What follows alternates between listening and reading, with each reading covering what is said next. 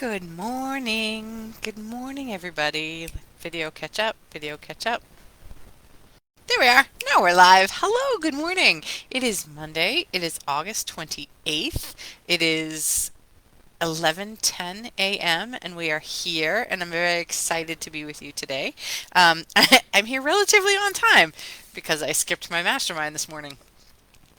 Um, and it's the last week of August. I don't did this month just like I feel like I feel like we blinked and this month went by. I mean, that's been true for a little while, but I think August especially just feels like it was like blip, like it didn't even mm, register almost, right?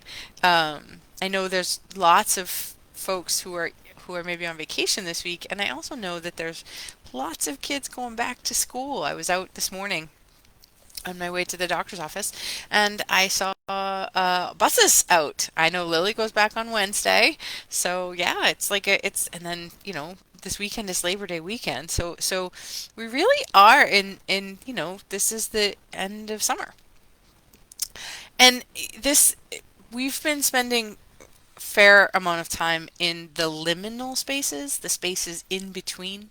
And that's what I think of this last week of August is that liminal space between summer and fall. By all accounts, fall starts Labor Day weekend. Now we all know it doesn't really start until the middle of September or the 21st of September, but for the most part, it starts on Labor Day weekend, just like the common theme is that summer starts on Memorial Day weekend. Now, technically, it doesn't start till the middle of June, but for all societal purposes, it starts Memorial Day weekend and it ends Labor Day weekend. So this last week of August, the last moments of any transition are the liminal space, the space between. It's not one thing or the other, which is a little bit of what I wanted to talk about today is that space in between because as a humanity, we have been spending a great deal of time in the liminal space. And I think for many of us, that's a place of uncomfortableness and uncertainty. And that really that uncertainty is sort of what creates some of the discomfort that we're feeling. For a long time, the sands have been shifting underneath us, and we haven't really felt like we had a leg to stand on. And that's likely to be true. When I check in with my guides, they say that 2024, while it may not be as energetically upheaval as 2023 was, it doesn't necessarily get easier. Um, what they've been telling me for a long time is we have to just sort of catch our breath when we can and rest when we can and sort of do this whole tag team approach to life that some people will fire and some people won't. We all have to sort of just kind of tag team each other to support ourselves because it doesn't necessarily it's not changing anytime soon. So that's sort of kind of where we are right now is in this liminal space.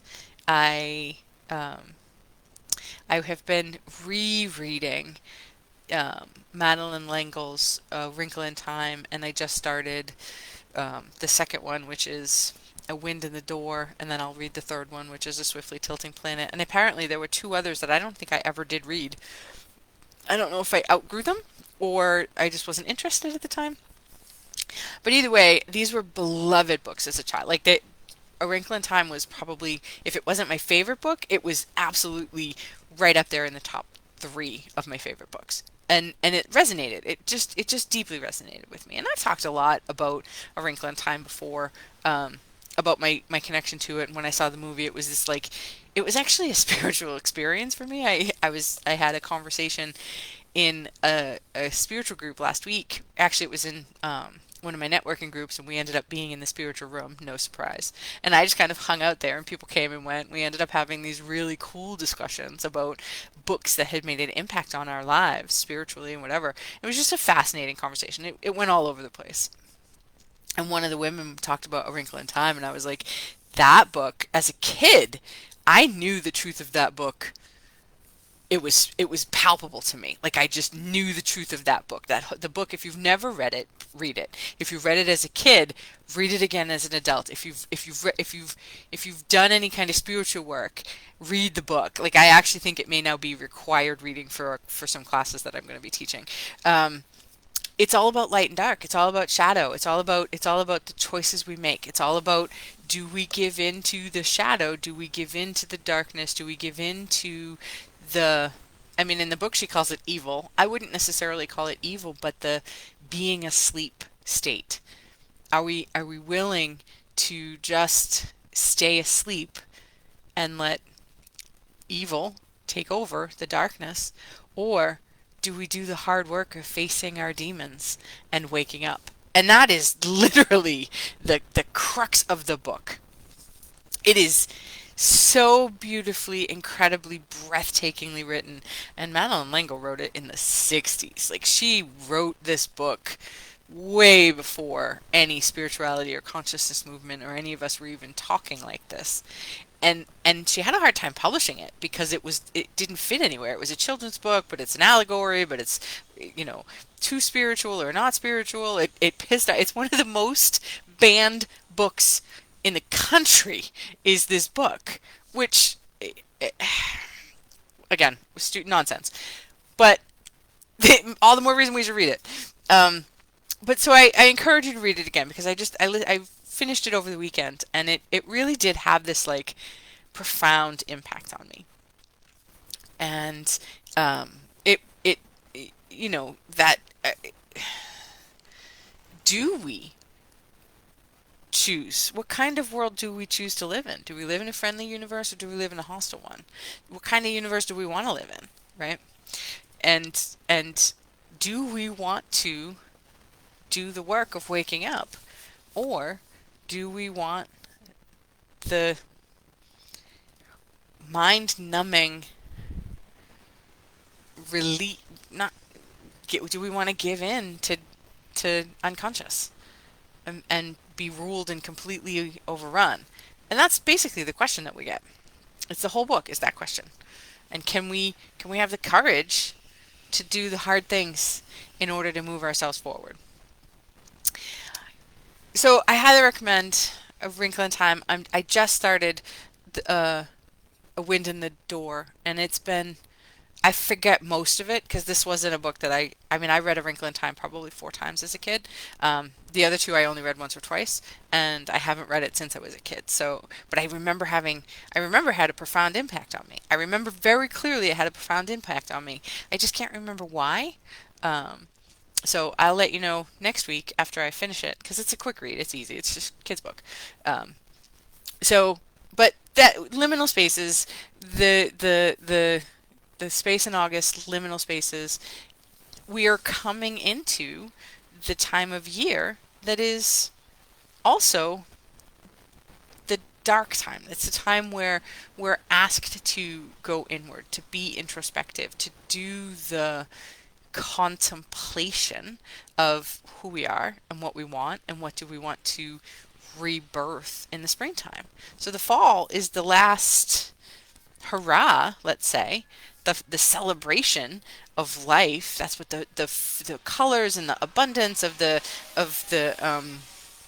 harvest and all of those things are like a last hurrah. It's a celebration, and the celebration is then to invite us to spend the winter internal, looking at what we want to grow and cultivate, what worked, what didn't, so that when we get to, let's say, the winter solstice, when the light gets reborn again, it's like what do we want to plant and what do we want to grow or nurture in the springtime. Those are all liminal spaces, the transitions, the circle, the cycle of life. It's all liminal spaces.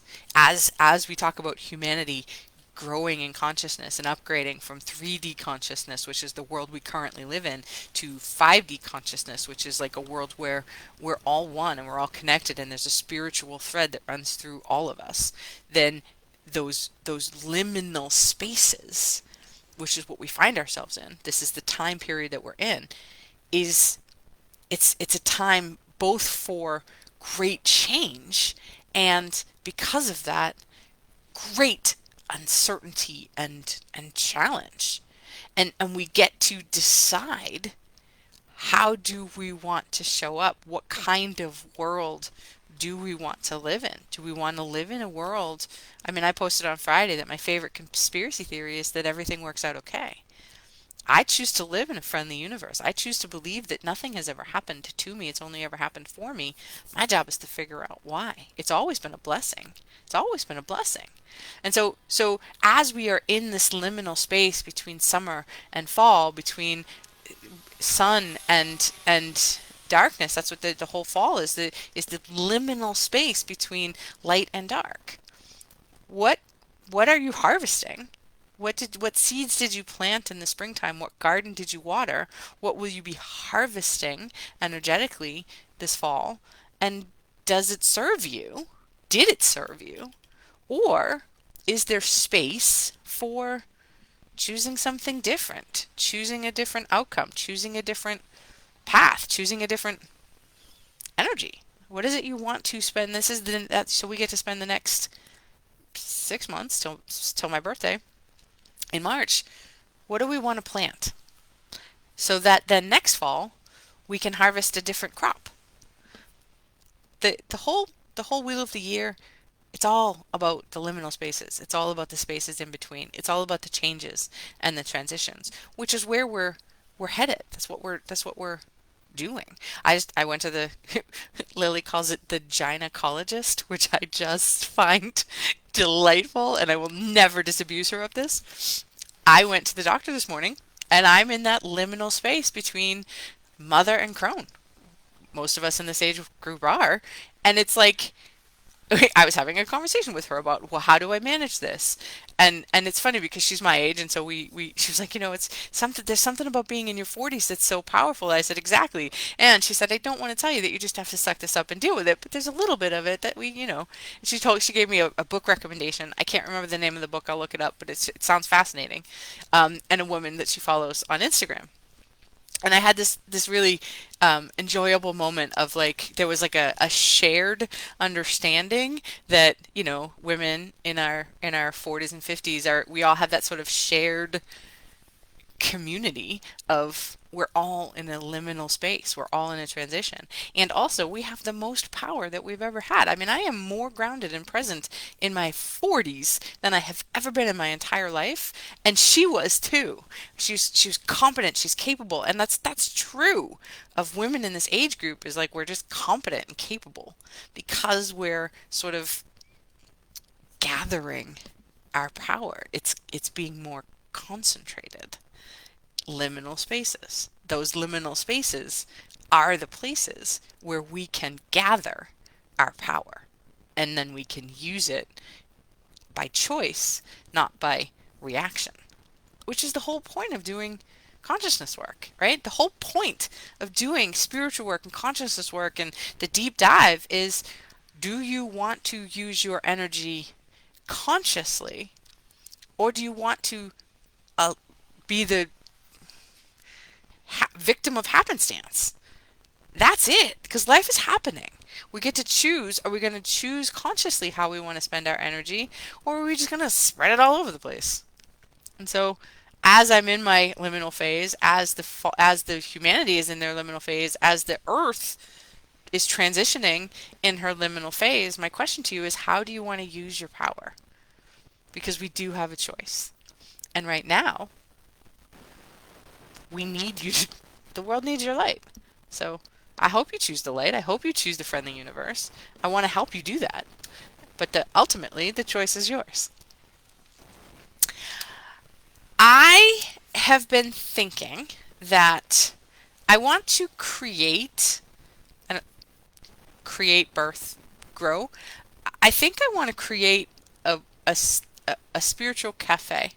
I think I want to have a place where women can come and share and have conversations and we can talk about all kinds of things and it won't be directed, it won't necessarily be me teaching all the time, but I'm thinking what I'd like to do is I think I'd like to have an online availability once a week. And then I think I'd like to have an in-person one once a month. And then obviously, be out here because this is where I am. But like, I think, is there an interest in this? If I were to put this together, if I were to create this, would you be interested in showing up, either online or in person? And what kinds of things would you love to see us talk about, discuss, share, explore? I'm open to all of it because it's sort of, I had this thought last week that this might be my next sort of endeavor. And I'm curious to see if there's an interest in it. So if you're interested, let me know, drop me a line. If you watched, let me know. If you enjoyed what I had to say, let me know. If you don't, let me know that too. And if you're watching replay, let me know that. I know I promised last week that I would get the information for you about the chakras of happiness, and life got away from me last week, and so I did not get to see that. Um, so yes, good. All right. I was hoping you would be interested. Thank you. Um, the chakras of happiness, I can talk to you about it. I just don't have it exactly. If you go to my website, you can read what we did last year and it's going to be very similar. So if you go to phoenix-rising-healings.com, it'll be a very similar thing, although it's just a different format. And I will have for you by this week, what the chakras of happiness is going to look like, or actually we're calling it the chakras of consciousness because we're taking chakras and we're going to take it as a gateway to consciousness work. So please stay tuned for that. It's going to be amazing, and I would love to have some of you in that group. And otherwise, I will see you next week. Next week, we have to celebrate. Fierce Happy Women is 3 years old next week. I'm so excited. So we'll do something extraordinary for that. And until then, I will see you later. Mwah! Happy Monday.